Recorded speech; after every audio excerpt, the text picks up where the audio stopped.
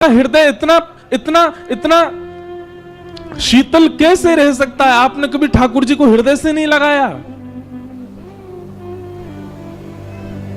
अरे गोपियां तो कहती हैं सर्वांगीण इंद्रियां जो प्राप्त हैं, यदि एक बार भी इन इंद्रियों से श्री कृष्ण आस्वादन नहीं किया तो आपने इंद्रियों का दुरुपयोग किया, इंद्रियों को पाकर के उनका सदुपयोग नहीं कर पाए आप।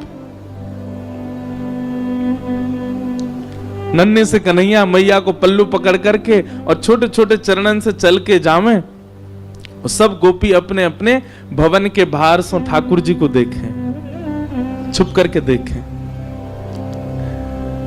एक गोपी के मन में भाव आयो, लाला रोज जावे मैया के संग, कैसे याकू पकड़ लाऊं, कैसे याके हाथ अनकू ऐसे पकड़ के अपने अंक में भर लाऊं, कैसे याकू गोद में ले जाऊं और कमरा में बंद करके याके रोम रोम को दर्शन कर लाऊं, कहां करूं, कैसे पकड़ूं याकू।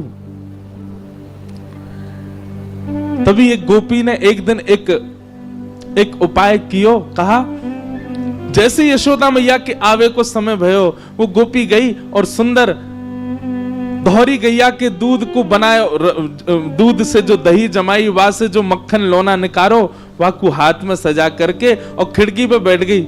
जैसे ही यशोदा मैया नेक आगे निकली, गोपी ने अपनी भुजा आगे कर दी और बाहर मक्खन दिखाए करके और लाला से कह रही है, कन्हैया आजा, देख तेरे काज मक्खन निकारो मैंने।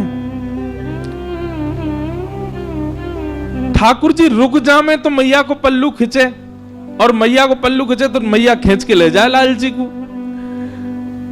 गोपी रोके तो हमेशा ही है, ठाकुर जी रुके पल्लू पकड़ के, मैया खींच के ले जाए। लेकिन आज मक्खन देख करके ठाकुर जी के चित्त में ऐसा लोभ उत्पन्न भयो कि ठाकुर जी ने जैसे ही माखन देखो है, मैया को पल्लू छूट गयो, अब मैया तो निकल गई आगे, कन्हैया अकेलो रह गयो वहीं। Next so Kanhaiya.